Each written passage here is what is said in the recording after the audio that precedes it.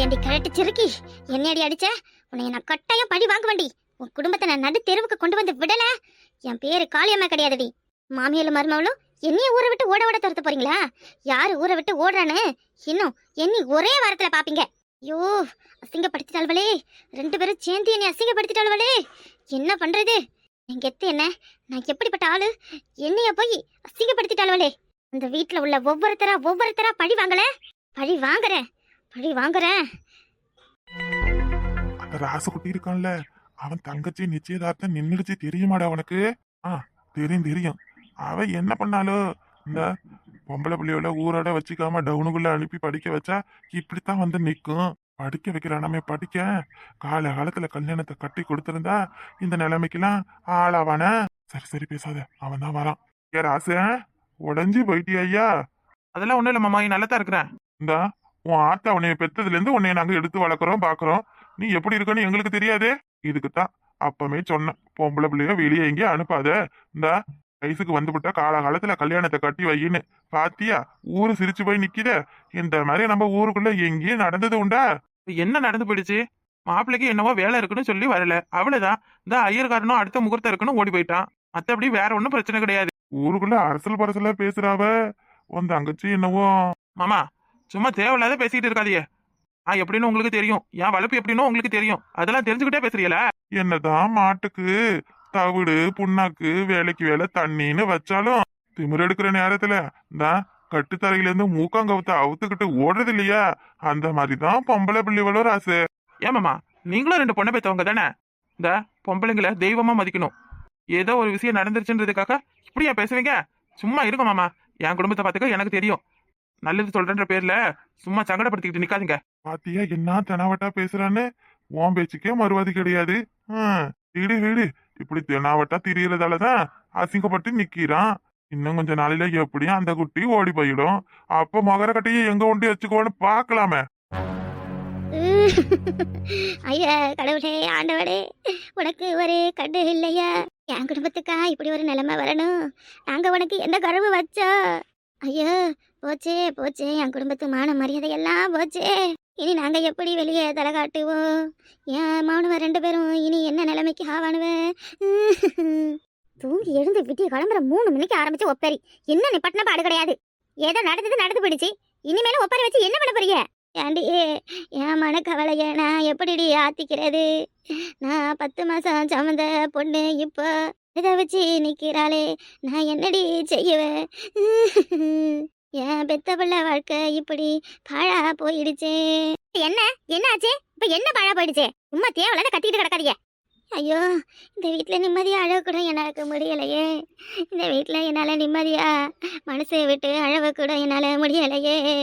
இப்படி நடந்தும் இந்த உசுரை வச்சுக்கிட்டு நான் கிடக்கணுமா? முருகா, என்னை கூட்டிக்கிட்டு போயிடு. இனி நான் உசுரோட இருந்து ஒரு புண்ணியமும் கிடையாதுயா. இனி நான் யாருக்காக வாழணும்? இனி நான் என்னத்தை பார்க்கணும்? என்ன பிரச்சனை இப்ப உங்களுக்கு? என்னத்துக்கு இந்த மாதிரி கத்தி அழுவறிய? நீங்க போட்ட சத்த தேரு முக்கு வரையும் கேக்குது. ஆத்தி, என்ன இவன் யாரு மேலேயே உள்ள கோவத்தை என் மேல காட்டுறான்? லேய், என்னடா அம்மாவை இப்படி முறைச்சு பேசுற? ஏ ராசு, நம்ம குடும்பம் இப்படி ஆயிடுச்சேன்னு மனம் தாங்காம நான் என்னவோ புலம்பிக்கிட்டு கிடக்கேன். அது கூட நான் செய்யக்கூடாதா? செய்யக்கூடாதா? இந்த ஒரு பேச்செல்லாம் கேட்கவா என் உசுரை வச்சுக்கிட்டு கிடக்கேன்? நான் என் உசுரை வச்சுக்கிட்டு கிடக்கேன். இருக்க விருப்பம் இல்லைன்னா எங்கேயாவது போயிடுங்க. இங்க இருந்துகிட்டு எல்லாரும் உயிரை எடுத்துக்கிட்டு கிடக்காதீங்க. ஏங்க, அதோட நீங்க விடுங்க. சும்மா அவங்க கிட்ட போய் சண்டைக்கு நிக்கிறீங்க. மாமா, இந்த தங்கநிலா சரியா சாப்பிடவே இல்ல. இந்த அவளை என்னன்னு கொஞ்சம் கேளுங்களேன். சாப்பிடலன்னா விட்டுட்டு வேலையை பார்க்க வேண்டியதானே? அவன் என்ன சின்ன குழந்தையா? மத்ததெல்லாம் தெரியுதுல்ல. தானா வாழ்க்கையை தேடிக்க தெரியுது, சோறு எங்க தெரியலையா? என்னடி ஆச்சு இந்த வயலுக்கு? புத்திக்கிட்டு எதுவும் பேதலிச்சு போயிடுச்சா? என்ன இவன் காட்டா மாதிரி கத்திக்கிட்டு கிடக்கா? இன்னும் எனக்கு புத்தி பேதலிக்காம இருக்கேன்னு சந்தோஷப்பட்டுக்கோங்க. ஊருக்குள்ள தலை காட்ட முடியல. பாக்குற வாயெல்லாம் அசைப்படுற மாதிரி நம்ம வீட்டு கதையை தான் பேசிக்கிட்டு இருக்கு. எனக்கு எவ்வளவு கேவலமா இருக்கு தெரியுமா? பொம்பளை அலுவலன் வீட்டுக்குள்ள நீங்க எதுக்குதான் இருக்கீங்கன்னே தெரியல. ஏய், இவ்வளவு தூரம் நடந்திருக்கு, உனக்கு தெரியாம எப்படி இவ்வளவு நடக்கும்? அவ வெளியில வேலைக்கு போனதுல இருந்து ஒரு நாளைக்கு 1 மணி நேரம் அவகிட்ட போன் போட்டு பேசிக்கிட்டு தானே இருக்கீங்க. இந்த விஷயத்தெல்லாம் முன்னாடியே சொன்னா எதை எப்படி நடத்தணுமோ அதை அப்படி நடத்திருப்போம்ல. என்னை இவன் என் மருமக கிட்ட பாஞ்சுக்கிட்டாப்பா. நான் என்ன செய்வேன்? என்ன எதுக்கு கேக்குறீங்க? எனக்கு தெரிஞ்சா நான் சொல்லாமல இருந்திருப்பேன். ராசு, என்னடா நீ? எவனோ எங்கேயும் ஏதோ பேசுறான்னு அதை கேட்டுவிட்டு இங்க வந்து சத்தம் போட்டுக்கிட்டு நிக்கிற? அரே, நீ சும்மா இருப்பதுக்க. நீ எதுவும் என்கிட்ட பேசுனா ஓங்கி அப்பிடுவா. அப்பயே நீ அடி கொள்ளு என்ன வேணா செய்யா, அதை நான் ஏத்துக்கிறேன். ஆனா அவகிட்ட எதுக்கு வம்புக்கு போற? என்ன என்னைக்கு இல்லாத இன்னைக்கு புதுசா மருமகளை கரிசனம் உனக்கு? காளியம்மா உன்னை போட்டு புரட்டி எடுக்கும்போது வந்து உன்னைய காப்பாத்திட்டானா? இல்ல என்னடா நீ இப்படி எல்லாம் பேசுற? யாரும் என்கிட்ட பேசாதீங்க தயவு செஞ்சு. எனக்கு உன் மொபைல எவ்வளவு அசிங்க தெரியுமா? எனக்கு இந்த வீட்டுல இருக்கவே பிடிக்கல. நீங்களே இருந்துக்கோங்க, நீங்களே என்ன வேணா செஞ்சுக்கோங்க. நான் எங்கேயாவது போறேன். இல்ல எங்கடா போற? என்னடா பேசிக்கிட்டு இருக்க? பேசாம போட உள்ள. இனி உள்ளே தான் இருந்தாகணும். அதான் வெளியில தலை காட்ட முடியலையே. இன்னும் எத்தனை நாளைக்கு இந்த வீட்டு கதையை பத்தி ஊர் முழுக்க பேசிக்கிட்டு இருக்க போறாங்களோ தெரியல. ஆடு கணக்கா உழைச்சி இந்த வீட்டை பாத்துக்கிட்டு இந்த வீட்டுக்கு எல்லாம் செஞ்சுக்கிட்டு கிடக்கிற பாரு. இது எனக்கு நல்லா வேணும். இந்தாடி, அவன் பேசுனதெல்லாம் எதுவும் மனசுல வச்சுக்காத. நீ அப்படி வசந்தி வீடு பக்கம் போய் உட்காந்து இருந்துட்டு வா. நான் என்ன பண்ணேன்? எதுக்கு அவர் நேத்துல இருந்து என்னையே பிடிச்சி திட்டிக்கிட்டு இருக்காரு? என்னாச்சு, ரெண்டு பேரும் ஒரு மாதிரி இருக்கீங்க? ஒன்னும் இல்லடா. நீ உன் புருஷன் என்னவோ கத்திக்கிட்டு கிடந்தான். என்ன? ஒன்னும் இல்ல தம்பி. என் பயலெல்லாம் வேற கல்யாணத்தை பத்தி கேட்டுக்கிட்டே இருக்கானுவா. நீ எனக்கு எல்லாருக்கும் பதில் சொல்ல முடிய மாட்டேங்குது. ஊருக்குள்ள எங்கேயும் வெளியே போகவே முடியல. எல்லாரும் ஏன் கல்யாணம் நின்றுடுச்சு, ஏன் நிச்சயம் நின்றுடுச்சுன்னு தான் கேட்கறானுவன். அதை பத்தியெல்லாம் நீ எதுவும் பெருசா எடுத்துக்காத. யார் கேட்டாலும் பையன் சரியில்லைன்னு நாங்க தான் கல்யாணத்தை நிப்பாட்டிட்டோன்னு சொல்லு, சரியா? நீ அவ என்னதான் சொல்றா? அந்த பையன் எதுவும் பேசுனானா? கல்யாணத்தை பத்தி ஏதாவது சொன்னானா? நான் வேணா அவகிட்ட பேசி பார்க்கட்டுமா? நீ சரி தம்பி, வேணும்னா பேசி பாருங்களேன். உங்களுக்காக தான் பேசுறேன். அவ கிட்ட கூடமா ஏதாவது பதில் சொன்னா பலார் பலார்னு வச்சிடுவான் பாத்துக்கோங்க. லேய், ஏன்டா? சும்மா சொன்னமா? அவளுக்கும் எனக்கும் எப்பவுமே எட்டாது. நான் கேட்டு பதில் சொல்லுவாளா என்னன்னு கூட தெரியல. நீ தனியா போய் கேட்க வேணா, அவளை இங்க கூப்பிடுறேன். இங்க வச்சே கேளு. நாங்க சொன்னா நாங்க கேட்ட பதில் எதுவும் சொல்ல மாட்டா.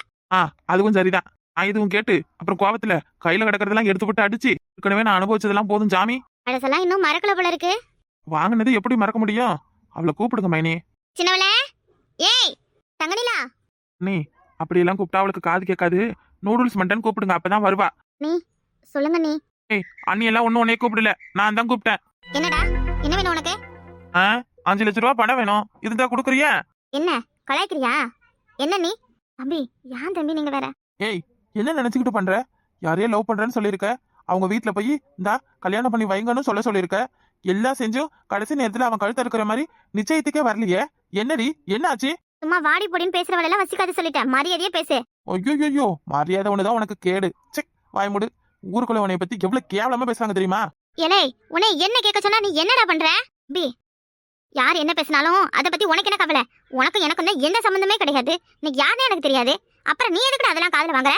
நீ அவங்க கூட சேர்ந்துக்கிட்டு பேச வேண்டியதுன்னா ஏதாவது. பாத்தீங்களா எவ்வளவு திமிர? செக், உன் திமிருக்குலாம் உன்னையெல்லாம் எவண்டி கல்யாணம் பண்ணிப்பான்? அதுக்குதான் நல்ல லவ் பண்ற மாதிரி லவ் பண்ணிட்டு ஏமாத்திட்டு போயிருப்பான் நீங்க. அண்ணி, அவ்வளவுதான் சொல்லிவிட்டேன். அம்பி, என்னங்க நீ சும்மா இருங்க. அந்த பேசிக்கிட்டு இருக்கல்ல. ஏய், ஓவரா அழுது நடிக்காத. என்னன்னு விஷயத்த சொல்லு. ஒரு விஷயமும் கிடையாது. இனி கல்யாணம்னு யாரும் எனக்காக எதுவும் பேச தேவையில்ல. என்னால நீங்களாம் அசிங்கப்பட்டதுக்கும் அவமானப்பட்டதுக்கும் நான் உங்ககிட்ட மன்னிப்பு கேட்டுக்கிறேன். இனிமே யாருக்கும் தொந்தரவா நான் இருக்க மாட்டேன். இருக்க மாட்டேனா? எங்க போற? எங்கேயாவது போறேன். அதையே நீ கேக்குற? என் வீட்டுல இருந்தா கேட்க தாண்டி செய்வேன். இனி நான் உங்களுக்கு தொந்தரவாவோ பாரமாவோ இருக்க மாட்டேன். போதுமா? என்ன தங்கனிலா, உன் அண்ணன் தானே, சரி விடு. ஏதோ கோபத்துல பேசிட்டாப்ல. என்னதாம்மா பிரச்சனை? சொல்லுமா. தலையும் புரியாம வாழும் புரியாம நீ சொன்னன்ற ஒரு காரணத்துக்காக அவைய வீடு தேடி போய் கல்யாணம் பண்ணி கொடுங்கன்னு கேட்டோம். அவளும் ஏதோ கல்யாணத்துக்கு ஏற்பாடு பண்றேன்னு சொல்லி எல்லாத்தையும் பண்ணி இப்போ இந்த மாதிரி ஆய் நிக்குது. நீ இனி நீங்க நம்புறீங்களா? என் மேல எந்த தப்பு இல்ல. நீ என்னன்னு சொன்னா தானே எங்களுக்கும் தெரியும். நீ நானும் அவனும் சின்ன வயசுல இருந்தே ஃப்ரெண்டு. இவனுக்கு கூட தெரியும் அவன் என் பின்னாலேயே தான் செத்துக்கிட்டு இருந்தான். இப்போ நான் சென்னைக்கு வேலைக்கு போன பிறகும் அவன் அடிக்கடி என்னை வந்து பார்த்து நீ லவ் பண்ண, நம்ம 2 பேரும் கல்யாணம் பண்ணிக்கலான்னு ரொம்ப தொந்தரவு பண்ணான். சரி, இவ்வளோ நாள் நமக்காக இவ்வளோ தூரம் வெயிட் பண்ணியிருக்கானே, நமக்கு தெரிஞ்ச பையன், நல்ல பையன்னு சொல்லி நம்பி அவனை லவ் பண்ண. நம்பி லவ் பண்ணவன் அப்புறம் எதுக்கு நிச்சயதார்த்தத்துக்கு வரல? ஃப்ராடு பையன். அவனடா நம்புற பத்தியா? அவன் தான் சொன்னான், எங்கள் வீட்டில் நான் போய் கல்யாணத்துக்காக பேசினா எங்கள் அண்ணி ஒத்துக்க மாட்டாங்க. நீ போய் உங்கள் வீட்டில் சொல்லு. அவங்க வந்து கேட்டாங்கன்னா எங்கள் அண்ணி ஒத்துக்க வாய்ப்பு இருக்குது. நீ போய் கல்யாண ஏற்பாடுலாம் பண்ண, நான் வரேன்னு சொன்னான். அதை நம்பிதான் நான் இங்கே வந்து உங்ககிட்ட சொன்னேன் அண்ணி. ஆனால் அவனுக்கு என்ன ஆச்சு ஏதாச்சுன்னு தெரியல. கல்யாணத்துக்காக பேசுன்னு சொல்லி அனுப்புனதுலேருந்து என்கிட்ட சரியாகவும் பேச மாட்டேங்கிறான். ஃபோன் பண்ணாலும் எடுக்க மாட்டேங்கிறான். அப்ப பெரிய ஆப்பா வச்சிருக்கான்னு சொல்லு. பாத்தீங்களா நீ? எவனோ ஒரு வீணா போனவனை நம்பி இவ்வளவு தூரம் குடும்பத்தையும் அசிங்கப்படுத்திருக்கா. இவ்வளவு என்ன செய்யலாம்? தம்பி இருங்க தம்பி, அவளே பாவம் ரொம்ப உடஞ்சு போயிருக்கா. என்னவோ பண்ணுங்க போங்க. ஏய், உனக்குலாம் ஜென்மத்துக்கும் கல்யாணம் நடக்காதடி. என்கிட்டயே திமிர் காட்டுற? பாருங்க நீ எப்படி பேசுறான்னு. வருந்தா பரம் விடு. நீ சொன்னா உன்னை கேப்பியா? என்ன நீ இவ்வளவு தூரம் ஆன பிறகு எனக்கு நீங்க சொல்றதை கேட்கறத தவிர வேற வழியே இல்லை. நீ ஏதேதோ நடந்துருச்சு, எல்லாம் கைமீறி போயிடுச்சு. உங்க அம்மாவும் அந்த காளியம்மா போய் சண்டை வாங்கி பெரிய பிரச்சனை பண்ணிட்டாங்க. அவகிட்ட நான் வேற இன்னும் 1 வாரத்துல உனக்கு நல்ல மாப்பிள்ளையா பார்த்து கல்யாணம் பண்ணி வைக்கிறேன்னு சவாலெல்லாம் விட்டுருக்கேன். அது கூட போய் தொலைஞ்சா போகுது. ஆனா இந்த ஒரு விஷயத்த நினைச்சு நீ இப்படியே ஒளிஞ்சு போயிடக்கூடாது. இதுல இருந்து மீண்டு வரணும். எந்த ஊர் உன்னை பத்தி தப்பா பேசுனுச்சோ அந்த ஊர்லயே நீ தலை நிமிர்ந்து நடந்து காட்டணும். உன் அண்ணன் உன்னைய தப்பா வளர்க்கலன்னு ஊருக்காரங்க முன்னாடி நல்லபடியா வாழ்ந்து காட்டணும். எனக்கு இது ஒண்ணு செஞ்சு கொடுப்பியா? உன் அண்ணா ரொம்ப கஷ்டப்படுறாரு. 2 நாளா அவரு வீட்டை விட்டு வெளியே கூட போகல. வெளியில போனாலே எல்லாரும் உன்னைய பத்தி ஏதாவது தப்பு தப்பா பேசுறாங்கன்னு இவ்வளோ நேரம் வந்து சண்டை போட்டுக்கிட்டு போனாரு. உன் அண்ணங்கிட்ட போய் ஏதாவது பேசி சமாதானப்படுத்து. இனிமே நான் எந்த தப்பும் பண்ண மாட்டேனே. நான் தெரியாம பண்ணிட்டேனே. அவனை நல்லவன் நம்பிதான் நான் லவ் பண்ணேன். உங்க விருப்பத்தோட கல்யாணம் பண்ணணும்னு ஆசைப்பட்டுதான் உங்ககிட்ட விஷயத்த சொன்னேன். நேரா வந்து உங்ககிட்ட சொல்லாத அன்னிக்கிட்ட சொன்னேன். என்னைய மன்னிச்சிருன்னு ஏதாவது சொல்லு. நீ சொல்றதை கேளுமா. அவ உன் நல்லதுக்கு தான் சொல்ற தங்கனிலா. அந்த திருட்டு பைய யாருன்னு மட்டும் என் கண்ணுல காட்டு. நான் கண்ட தண்டமா வெட்டி போட்டேறேன் நானு. வீணா போன பைய என் மவளையவ ஏமாத்துறான். எனக்கு என்னவோ அந்த காளியம்மா மேலதான் சந்தேகமா இருக்கு. அவதான் எல்லாத்துக்கும் காரணமா இருப்பான்னு நினைக்கிறேன். ஆமா, அவதான் எல்லாத்துக்கும் காரணம். மறுபடியும் போய் விளக்கமத்த எடுத்து அவளை நல்ல நாள் இருக்குங்க. ஏத்த சும்மா இருக்கேல, எரியிற நெருப்புல எண்ணெய் ஊத்திக்கிட்டே இருப்பிய போல இருக்கு. நாம வாயை மூடிக்கிட்டு இருங்க. அங்க இங்கன்னு எதுவும் போய் பேசிக்கிட்டு அவ அதை சொல்றா இவ இதை சொல்றான்னு ஏதாவது காதில் வாங்கிட்டு சண்டை போட்டுக்கிட்டு நின்னிய அப்புறம் நான் மனுஷியாவே இருக்க மாட்டேன். இன்னும் என்ன பிள்ளை நின்றுட்டு இருக்க? போய் பேசு மைனி. அட போப்ல, என்னவோ பண்ணுங்க, எனக்கு ஒன்றும் தெரியாது. எனக்கு தெரிஞ்ச அளவுக்கு அவ்வளவுதான். நீயாச்சு உன் அண்ணனாச்சு, நான் ஒன்றும் சொல்ல முடியாது. அது இல்ல மைனி, வேற ஒரு விஷயம். என்ன? இல்ல மைனி, அவன் நம்ம 2 பேரும் தான் கல்யாணம் பண்ணிக்க போறோமே. அதனால நம்ம 2 பேரும் ஒன்னதானே வாழ போறோம்னு சொல்லி அண்ணி என்னைய மன்னிச்சிருங்க அண்ணி. நான் நம்பி ஏமாந்துட்டேன். என்னத்தா என்னன்னு சொல்லு அண்ணி. என்னை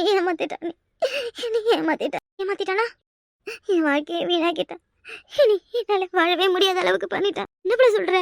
எனக்கு ஐயோ என்ன சொல்றேன்னு புரியல அண்ணி. இப்போ 2 மாசத்தோட குளிக்காம இருக்கேன். அடி பாவி சண்டாளே, என்னடி சொல்ற? எனக்கு என்ன பண்றதுன்னே தெரியல அண்ணி. ஐயோ ஐயோ ஐயோ, இப்படி பண்ணிட்டு வந்திருக்காளே. ஐயோ நான் என்ன செய்யறது? ஐயோ குடும்ப மானத்தை வாங்கிட்டாளே. சித்த ஒரு நிமிஷம் அமைதியா இருங்க. அத்தி ஊரை கூட்டாதீங்க. நம்ம பிள்ளை வாழ்க்கை அவசரப்பட்டு முடிவு எடுத்துட்டியாமா? என்னமா இதெல்லாம்? இல்ல நீ, அவனை நான் உண்மையா லவ் பண்றது வேற. ஆனா இவ்வளவு தூரம் இவன் தான் என் புருஷனை நம்பி என்னைய நான் கொடுத்துட்டேன். ஒரு பொண்ணுக்கு வாழ்க்கையில ரொம்ப ரொம்ப முக்கியமானது கற்பு. அத ஒரு பொண்ணு இழந்துட்டா அவ்வளவுதான், அவ வாழ்க்கையே போச்சு. இப்ப என்ன பண்றது? ஐயோ இதுதான் பல பேர் எவனோ தெரியாதவன நல்லவனை நம்பி வாழ்க்கையை இழந்துட்டு ஐயோ போச்சு அம்மா போச்சேன்னு நின்றுட்டு இருக்காங்க. அதுல நீயும் ஒரு ஆளாயிட்டியே. உன்னைய படிக்க வச்சதுக்கு இப்படி பண்ணிட்டியாமா? படிச்சிருக்க கொஞ்சம் கூட யோசிக்காம. ஐயோ நான் என்ன சொல்றது? என்ன மன்னிச்சிருங்க அண்ணி, என்ன மன்னிச்சிருங்க. சரி நீ எதுக்கும் கவலைப்படாத, நான் இருக்கேன், நான் பாத்துக்கிறேன். யாருக்கிட்டையும் இதை பத்தி எதுவும் சொல்லாத. பாருங்க, இதை பத்தி எங்கேயாவது வாயை திறந்தீங்க அவ்வளவுதான் சொல்லிவிட்டேன். முக்கியமா உங்க மனோலுக்கு 2 பேருக்கும் தெரியக்கூடாது பாத்துக்கோங்க. சரி நீ எதுக்கும் கவலைப்படாத. நம்பிக்கை துரோகம் பண்ண அவனே நல்லா இருக்கான். நம்பி ஏமாந்தவனுக்கு கடவுள் ஒரு வழி கட்டாமலா விட்டுடுவாரு. என்ன நடக்குதுன்னு பாத்துக்கலாம். அவன் கையை கால கட்டியாவது உன் கழுத்துல நான் தாலி கட்ட வைக்கிறேன். அண்ணி இருக்கும்போது நீ கவலைப்படாத. என்ன இதுக்கு தான் அப்பவே சொல்லி வச்சாங்க. நூலு மேல சேலை விழுந்தாலும் சேலை மேல நூலு விழுந்தாலும் ஆபத்து சேதாரம் என்னவோ சேலைக்கு தானே. பொம்பளைங்க வாழ்க்கையும் அப்படிதான். ஆம்பளைங்க 1000 இடத்துக்கு போய் காலை கழுவிட்டு வந்துருவானுவ. ஆனா பொம்பளைங்களுக்கு அப்படி இல்லை. பணமரத்துக்கு அடியில நின்று பாலை குடிச்சாலும் அது கல்லுன்னு தான் ஊரு பேசும். சும்மா உன் நிச்சயத்துக்கு அவன் வராம போனதுக்கே என்னென்னவோ சொல்லிச்சு ஊர் உலகம். இப்போ இந்த விஷயம் மட்டும் தெரிஞ்சது உன்னைய முன்னையே கொன்னுட முடி. உலவாய மூடினாலும் ஊர் வாய மூட முடியாதே.